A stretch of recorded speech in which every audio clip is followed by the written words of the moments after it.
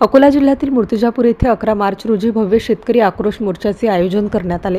मूर्तिजापूर विधानसभा मतदारसंघात झालेल्या अतिवृष्टीमुळे शेतकऱ्यांच्या शेती पिकांचे प्रचंड नुकसान झाले आहे, परंतु तरीही मूर्तिजापूर तालुका दुष्काळी घोषित जाहीर झाला नाही।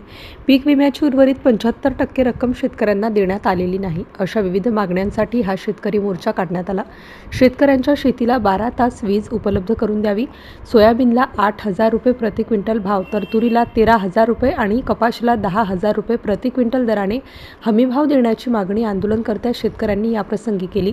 तालुक्यातील हजारो शेतकऱ्यांच्या उपस्थितीत साधारण मोर्चा उपविभागीय कार्यालयावर येऊन धडकला। यावेळी शेतकरी हिताच्या मागण्यांसाठी आक्रमक होत शेतकरी नेते रवी राठी यांनी स्वतःच्या अंगावर डिझेल ओतून आत्मदहनाचा प्रयत्न केला, तर यावेळी कार्यकर्त्यांच्या सतर्कतेमुळे मोठा अनर्थ टळला। MCN न्यूज मराठीकरिता धनराज सपकाळ, कॅमेरामॅन नरेंद्र वाढोणकर, अकोला। तुम्हाला माहित आहे कशाचं राखण गेले? ईडीच्या राखण ते गेले। हे गेल्या 2 वर्षामध्ये हे तोडाफोडीचं राजकारण चालू आहे। महाराष्ट्रातील जनता गेल्या 2 वर्षापासून या तोडाफोडीच्या राजकारण आपल्या उघड्या डोळ्यांनी पाहत आहे। त्या महाराष्ट्राच्या जनतेचे प्रश्न नाही, बेरोजगारीचा प्रश्न नाही, महागाईचा प्रश्न नाही। आता महागाईचा आमच्या महिला मंडळी थोडं खुश होते, 100 रुपये गॅसचे वाढवले। आता इलेक्शन होऊ द्या, विधानसभा लोकसभा होऊ द्या, तर गॅसची किंमत कशी वाढते ते प्रश्न, बेरोजगारीचा प्रश्न आहे, महागाईचा प्रश्न आहे, शेतकऱ्यांचे प्रश्न आहे। आज शेतकऱ्यांची परिस्थिती काय आहे? आज जो आपला मोर्चा निघाला तो निघाला शेतकऱ्यांच्या प्रश्नासाठी। या भागामध्ये मोठ्या प्रमाणात कापूस होतो। आज कापसाची काय परिस्थिती आहे? कापसाला काय भाव आहे?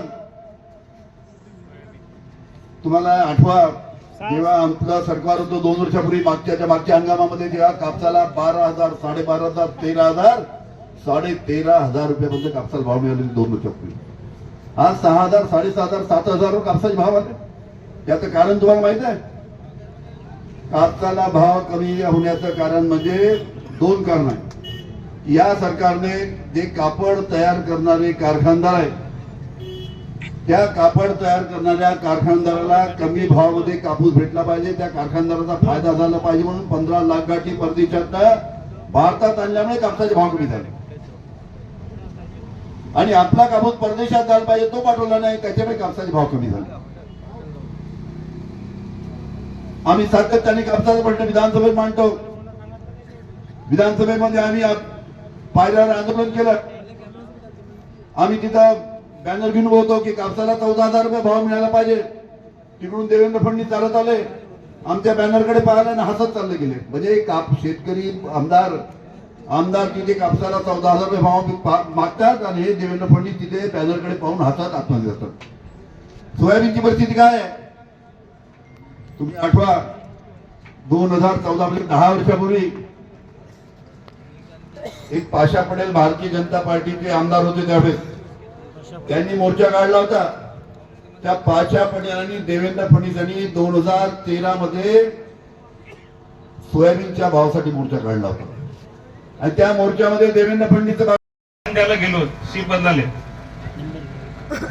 तर माझ्या हातात मोबाईलची टॉर्च होती, त्यामुळे माझ्या समोरून एक साप गेला, तर दिसला तर मी थांबलो। अगर मोबाईलची टॉर्च नसली असती तर मी त्याच्यावर पाव दिला असता।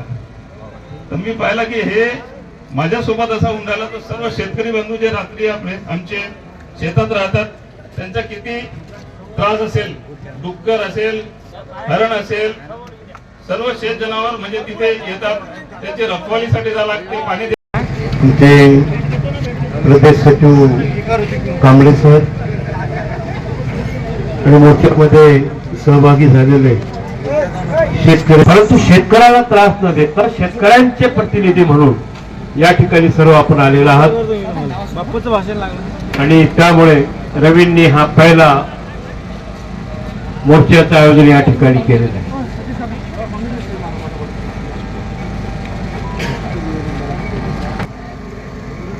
कारण अजित पवार दिसले टीव्हीवर की लोक काय चर्चा करतात, 10,000 कोटी खाल्ले, 25,000 कोटी खाल्ले, याला 70,000 कोटी खाल्ले।